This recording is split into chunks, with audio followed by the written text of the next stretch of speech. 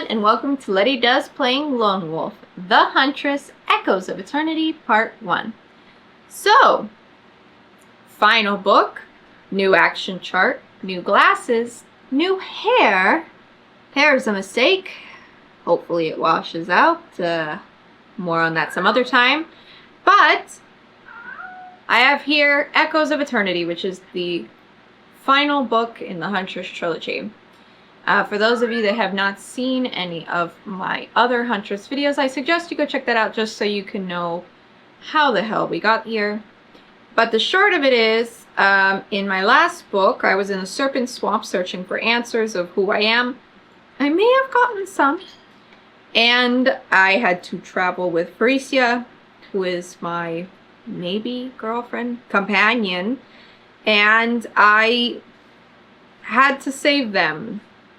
And as you can see from my death counter here on my action chart, I died quite a few times trying to do that.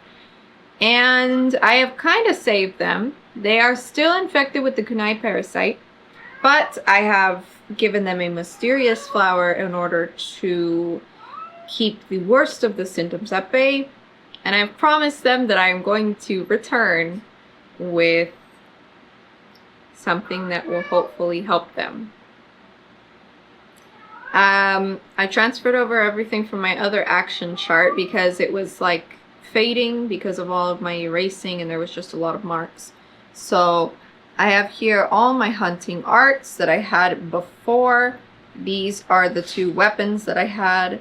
As for my backpack, near the end of the last book, I unlocked the leather satchel. So I distributed my items amongst my backpack and the leather satchel just in case I come across something that's like discard number 5 in your backpack or something.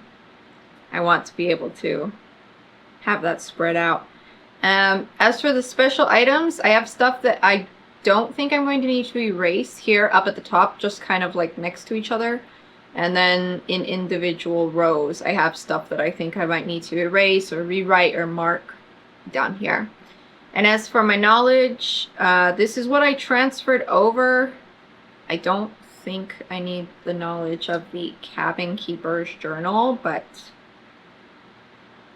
I mean, this knowledge is my knowledge and I definitely know that, so I could just write it. And then I have my time counter that I don't know if I will be using yet. So, here we are. This is the cover. I showed this off in my unboxing previously. We got this spider lady.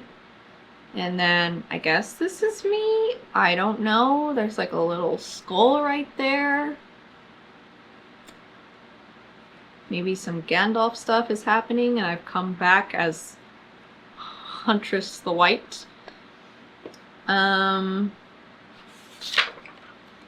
Let's see. We got the brand.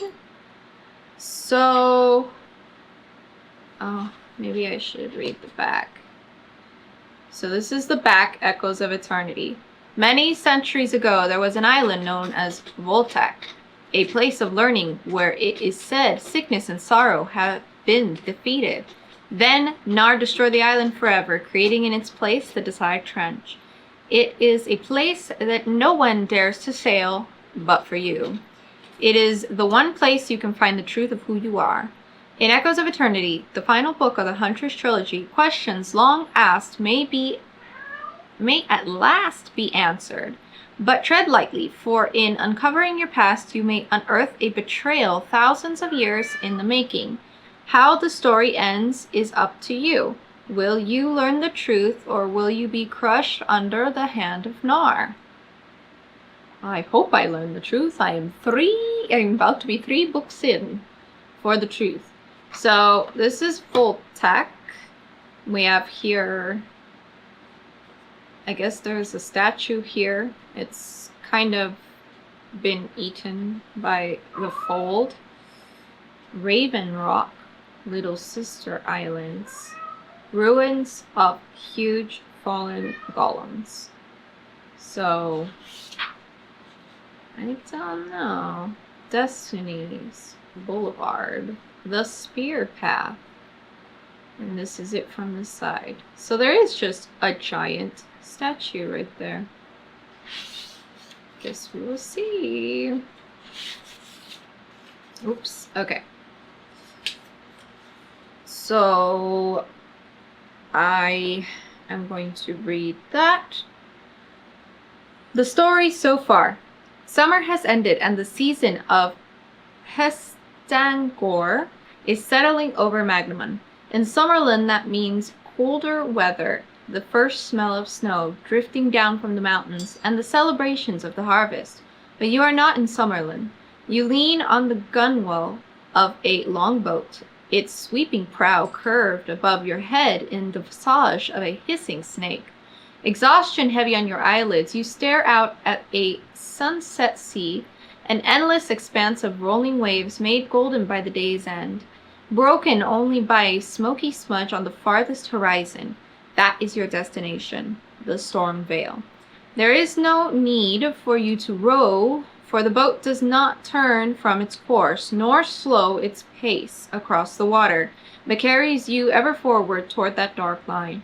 And yet you have spent the day rowing, driving the boat to go ever faster. For at the end of this journey, you may finally find the answers to the questions that have long disturbed you. 8 years ago, in MS 4992, you stumbled out of the Vasagonian desert, a bloody and torn surcoat hanging in tatters from your sunburnt body, a wound slashed across your chest.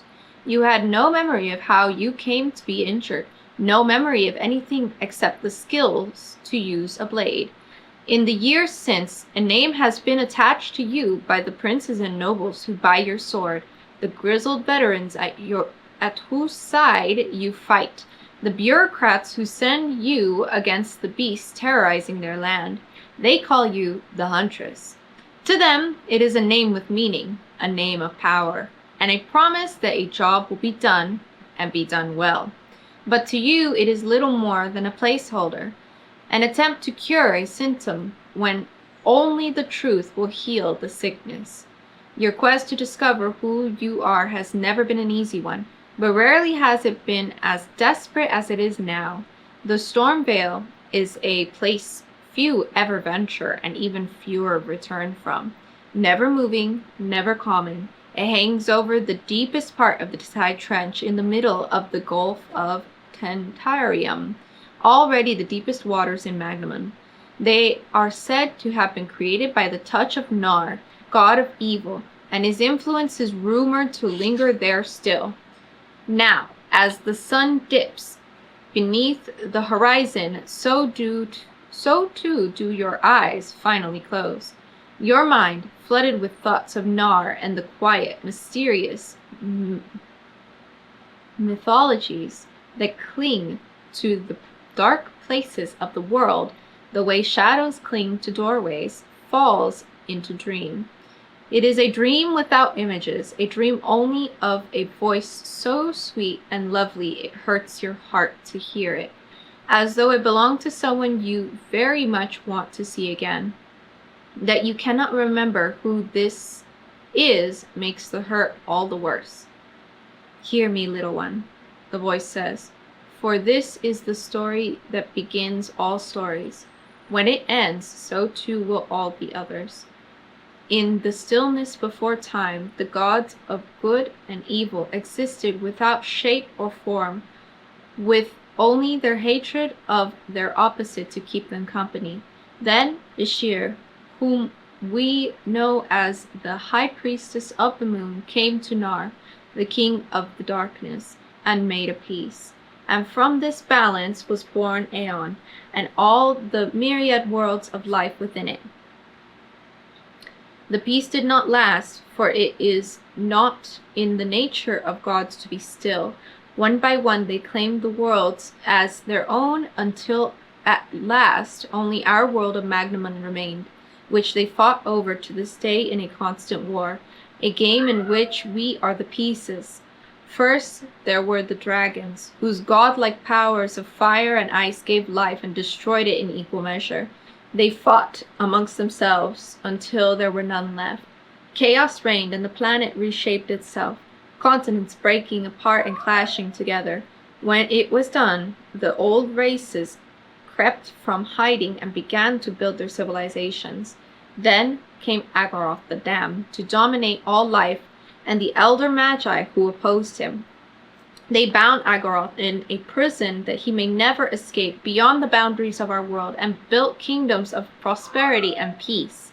And now comes the age of humans, an age I believe will be the final age. Humans will end the war of the gods, though whether for good or ill has yet to be seen. For that is humanity's greatest gift, the gift of choice. It is a powerful gift and sometimes a deadly one. It was humans who brought the Great Plague. Due to its ravages, we have been forced to flee the mainland. The Magi and their people are dying by the thousands, cut down by an enemy they cannot see or fight. We escape to our island, and here we wait for the end of all things. In your dream, you try to ask more, to protest that the Great Plague happened thousands of years ago, but the voice has faded away. You are left alone in a sea of nothingness, and when you awake many hours later, you remember nothing of the words spoken, only a feeling of something left behind. Okay, so I have here, it is going to be my progress notes. Sure. I have read the section stories so far. This is my action chart in the book, but I already have one printed, a combat record as well. So, for returning adventures here, I have already reset my EP. I have not chosen a new art from the action chart. If you have the Boris hand cannon, I did reset the hand cannon shots. I never even discovered any new recipes, and I do have the art of alchemy. So I do get to make one potion or poison. So I think let's start with that, just because that seems more simple to me. Here is my recipe list. I never learned anything new. I already have an antitoxin. I already have a glow bottle. I have carried over the Sabito tincture that I got from book 1, I think, and I never used it. I have one fire seed already. I used one previously from the last time I made it. Let's see. I also have a concentrated acid. So maybe I should do the Viper's Bite poison. And I don't think that can be applied to the Bejeweled Warhammer, but I think it can be applied to the Crystal Dagger. So let's see. I will need to check, but I'm pretty sure. And then I basically already have the Skin Crawler poison in the form of the Sun God's Shield. I never used that. Or maybe I should get the tincture of Larnuma. Viper's Bite.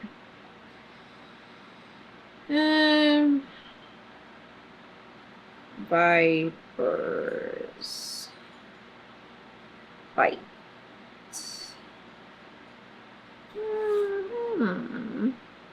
Plus 2 damage when you deal damage in combat.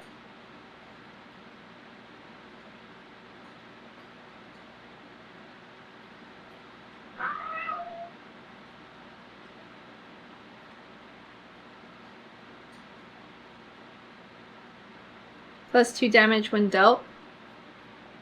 That's how I will write that. So I actually don't know if I can apply it to the Crystal Dagger, because that would mean that that would make it plus 3 damage when dealt if I use the Crystal Dagger. Is the Crystal Dagger one use only? No, right?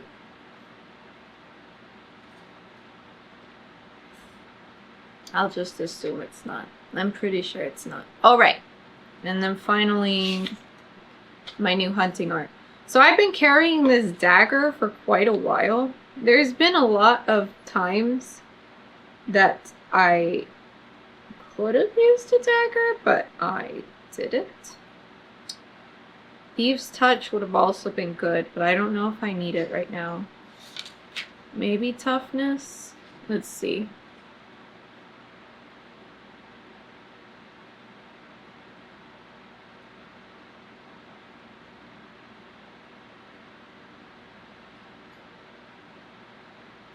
Okay.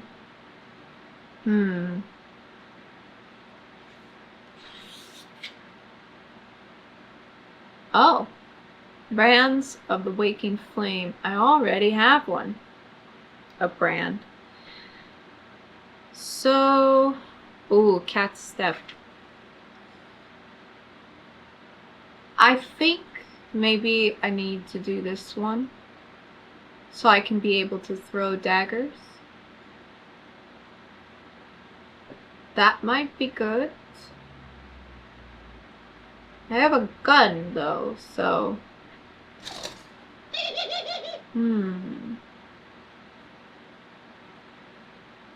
What should I do? I don't think I need Santashi. And I already have Exceptional Awareness. I actually acquired that one in the last book through a statue.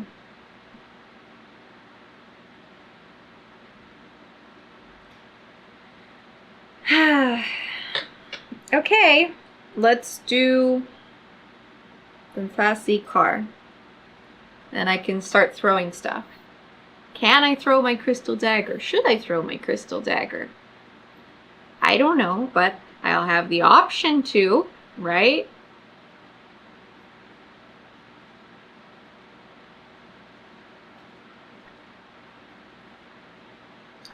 All right, and there we go.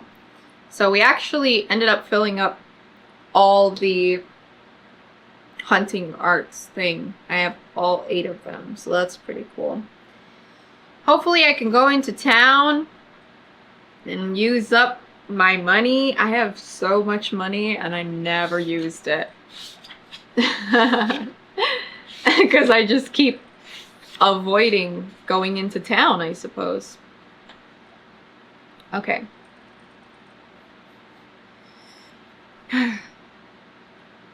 On the 4th day of your sea-bound journey, you sail through a marvelous scene. The sky is filled with rolling clouds punctured by beams of sunlight. They spot the ocean in golden circles as far as you can see. Schools of silver-backed fish leap through the sunbeams, trailing sparkling gems of water droplets.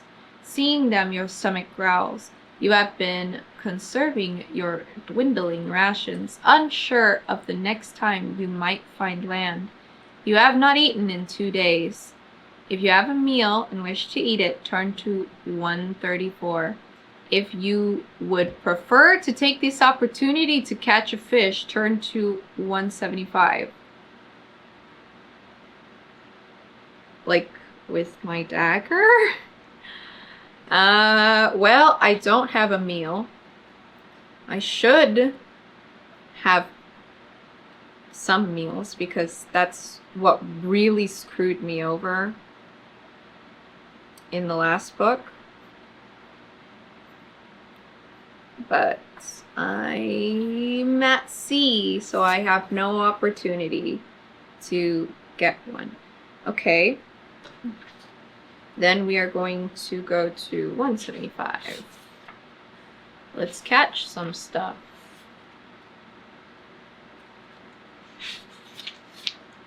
One.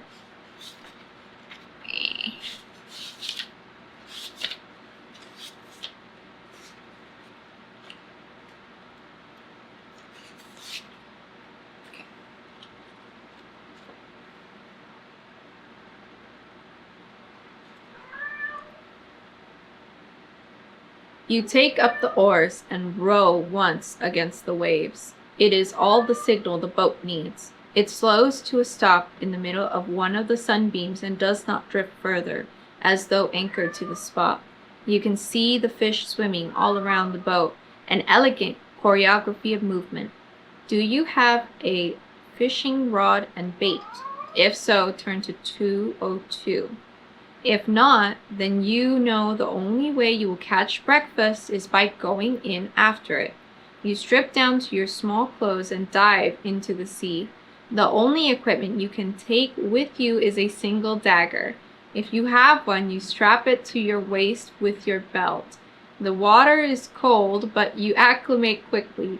The silverfish dart away from your explosive entrance into their world, then return cautiously, like a flock of birds disturbed from their favorite roost, but too cautious or with memories too short to maintain their prudence.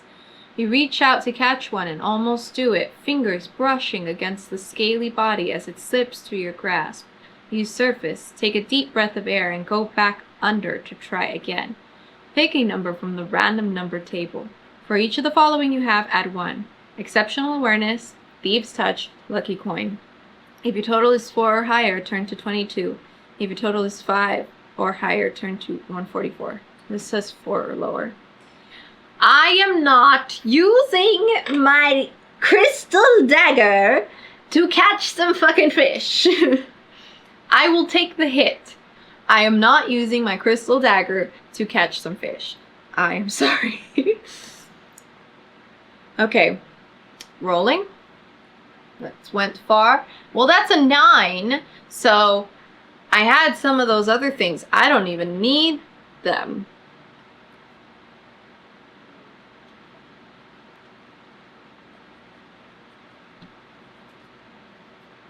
Because I rolled such a high number.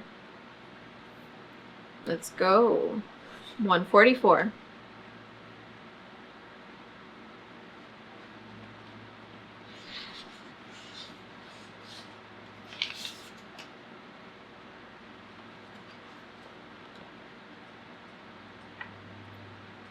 Speed, timing, and luck are the things needed to catch one of the fish. All qualities you tend to excel in. The next time you surface, it is with a squirming fish in hand. Once in the boat, you quickly kill and gut it, tossing the offal overboard. You eat the rest of the fish raw, while the sun tries out your wet underclothes. It is sweet and fatty and fills you with energy. Add 4 temporary endurance points to your next to your current endurance score. When you next take damage, remove these first. Once they are gone for good. Turn to 43. Ooh. Okay. Out here eating raw fish, but sure.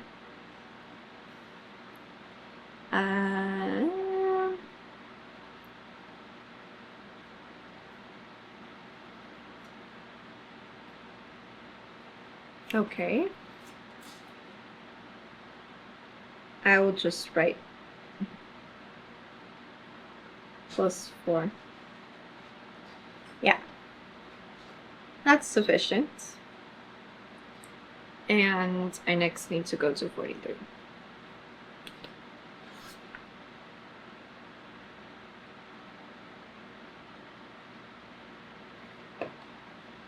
Okay. The day passes slowly. You have never liked boats. The few times you have been forced onto one in your career have done little to change this, leaving you with memories of cramped quarters, the smell of too many unwashed bodies, and, in one case, dysentery. These journeys were military expeditions, sailing along the edge of a coast, rarely fully outside the sight of land. They were journeys that began quickly and ended loudly in chaotic clashes in which more men died by drowning than by the blade. Yet, harrowing as these experiences were, they did nothing to prepare you for the isolation and ennui of being alone in the middle of the ocean. At times you take up the oars and row, just to have something to do. Though whatever magic drives the boat hardly requires your help. The line of storm is growing more distant every day, though you suspect it will be it will still be 2 days' journey before you reach it, and whatever answers lie beyond. You do not know which is worse, the waiting or the wanting. If you have a healer's kit, you may use it now. Turn to 245. Alright, well, I'm about to enter battle or something, but I don't have a healer's kit, and actually I don't have EP to heal anyway. What do you need? Love? Here's some love. Oh. Are you gonna be good? Are you gonna sit here and be good? I don't think so. I don't think so. Where are you gonna be? Doopy doopy doopy doop. Boop boop. Alright. Stop it. Don't eat the book. Don't eat the book. Don't eat the book.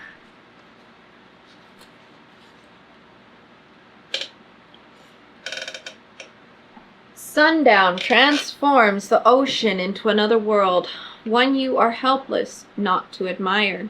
An endless galaxy of stars illuminates the night, while beneath you stretches the infinite mysteries of the ocean, separated from you by only a few inches of wood. The question that haunts you, which seems so large in the enclosed walls of your mind, are little more than sea foam when faced with the hugeness of space that you are forced to confront here. And yet they do not go away. They may lose meaning, as does everything when faced with the void, but they are all you have. Without them, you are simply adrift. Are you afflicted with the kunai parasite? If so, turn to 187. If you are not, turn to 126. There was a way for me not to have the kunai parasite? Really? Interesting. Well, I am. So, let's go have...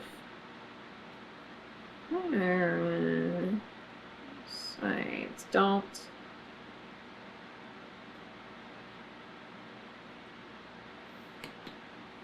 touch. Don't touch.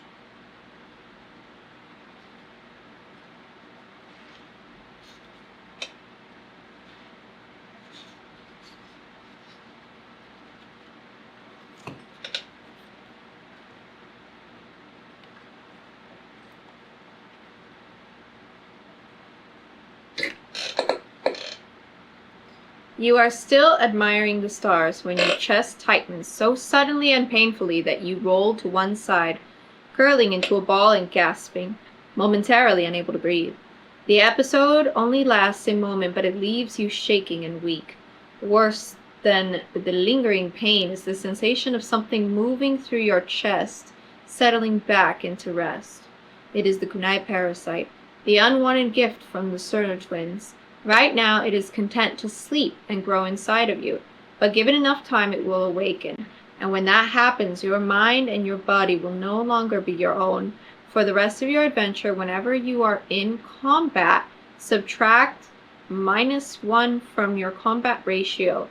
Note this on your action chart by your endurance score so you will not forget. If you have Horatius Charm, turn to 217.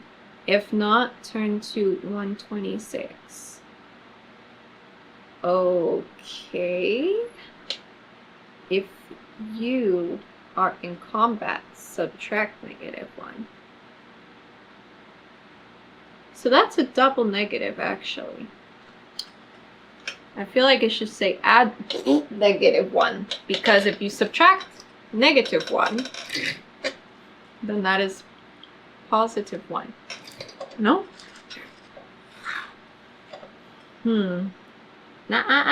Don't steal. Listen, little girl. You can't be here stealing stuff and getting all up in my face. So... Don't! Fuck. A valiant effort. Dang it! Wow. You rolled a 0. Impressive. Maybe I should let you do my rolls from now on. Don't touch.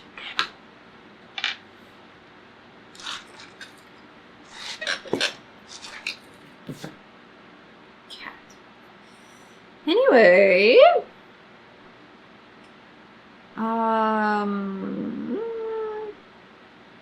-1 combat ratio.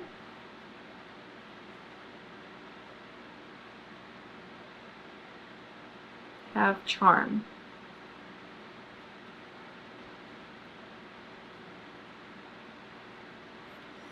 Okay, let's see.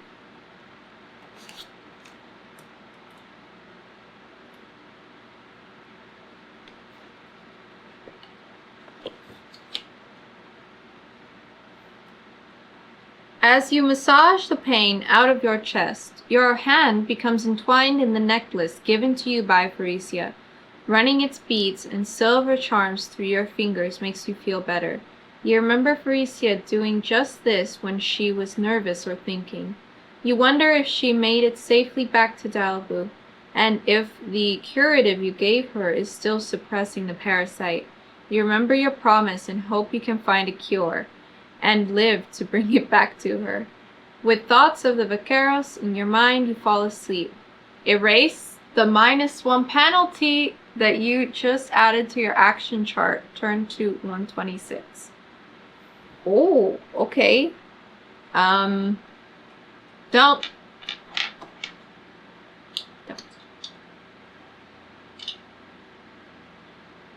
Undo penalty?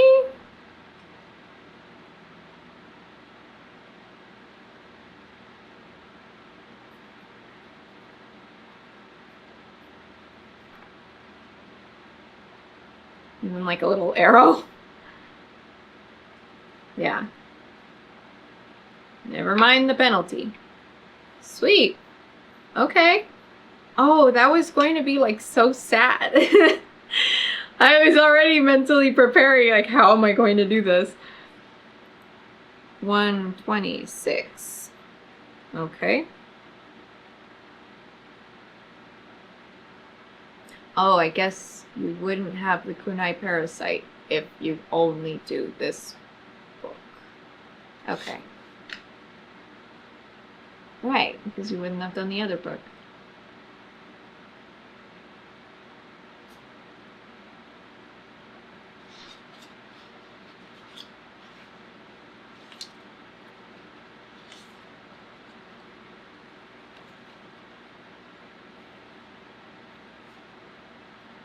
You sleep, and in that sleep you dream. You sit on a beach turned black by the absence of both moon and stars. You hear the roar of the surf and know that the ocean's edge reaches right to your feet. At first you think you are alone, but then a woman's voice, familiar but impossible for you to place, comes from behind you. "How are you still here?" she asks. "All the others." She does not finish, and before you can see who is speaking, the ocean rushes up and claims you. You wake in a chaos of lightning and wind, soaking wet. Another wave of water washes into the boat, leaving you sputtering. In the night you have traveled more distance than you expected, or else the storm has stalked you, for it now surrounds the boat entirely. The sea lift and drop you so violently that you feel you are falling in two directions, first into the thundering skies and then towards the raging sea. Clinging to the wooden neck of the serpent, you stare out into the rising and falling horizon, fighting down the irrational panic that the world will never lie still again. Turn to 107.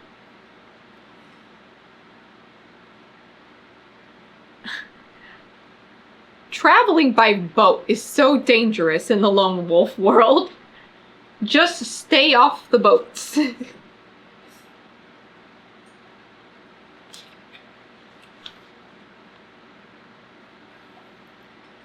Ahead of you, a tornado spirals down, pulling itself slowly out of the storm like a giant descending from the heavens.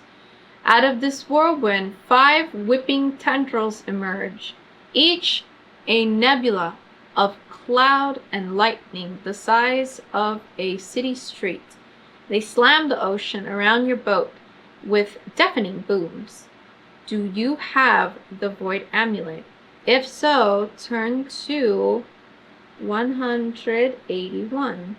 If not, do you wish to try and use the oars to row away? Turn to 64.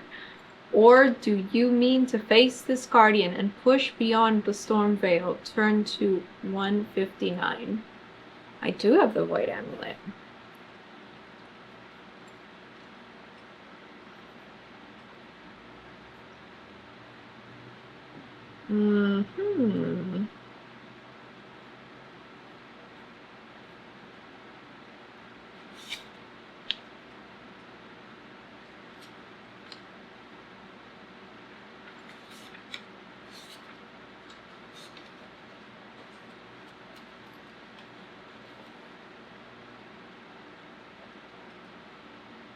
At first, you kept Nazca's amulet around your neck, but you stopped after having strange nightmares of being pursued by whispering ghosts. It wasn't the dreams that scared you, but the fact that you began to hear the ghosts during your waking hours, once even coming awake at night to see a half-formed shape sitting in the boat, watching you. You put the amulet in a pocket of your cloak and tried to stop thinking about it. Now, as the wake of the pounding tendrils knocks you flat on your back, the amulet falls free and slides along the deck. The dark swirl inside of it has become a bloody red. You scramble for it, and as your hand closes around the gemstone, you feel power flow into you. With the power comes knowledge. What you are facing is an elemental spirit, a storm guardian, summoned by the powerful magic of a sorceress and then abandoned here. The Void Amulet in your hand can be used to strike the spirit, a blow that will disincorporate it, but channeling such power comes at a cost. If you decide to use the Void Amulet now to strike the Storm Guardian, turn to 216. If you do not wish to channel such power through you, then you will have to fight. Turn to 159.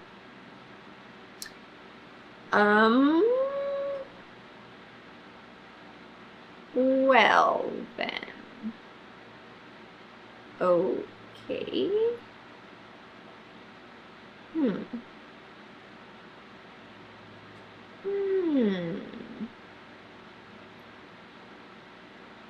What's the cost, huh? I feel like the cost is probably going to be bad, isn't it?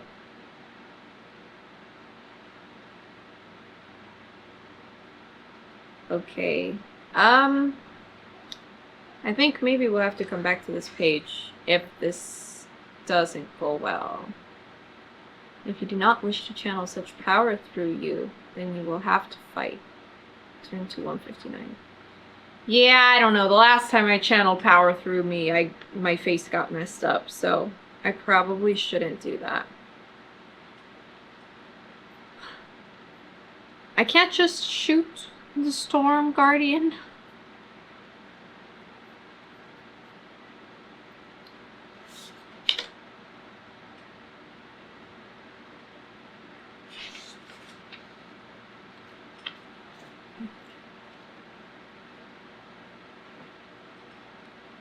The living storm hovers in front of you. Its tendrils raised like a squid come from the depths to do battle. You stand at the prow of your tiny ship, feet planted firmly, riding the sea as if it were your horse. You shout defiantly above the boom of waves and thunder. I am the huntress! Come forward if you would be my prey. Storm Guardian, Endurance 40. The Storm Guardian is fought at a combat ratio of -4. Poisons, potions, and fire seeds have no effect on the Storm Guardian.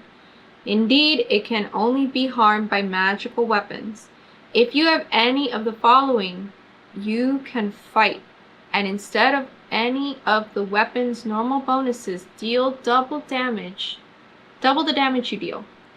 Blue Steel Greatsword. The Bejeweled Warhammer. Void weapon. You still must take the appropriate penalty to your endurance score at the beginning of combat. If you have none of the above weapons, turn immediately to 49. If you defeat the Storm Guardian, then it thrashes about madly as its physical form is disrupted. Turn to 223. Okay, well, I do have the Bejeweled Warhammer. And I guess that is what I will be using to do the fight. And that's everything I will be using because I can't use potions or poisons or whatever. But I am going to have to do this fight later because I am cutting this one here. So stay tuned for part 2. That's all I got for you for now. Get out there, do all the stuff, and I'll see you next time. Bye!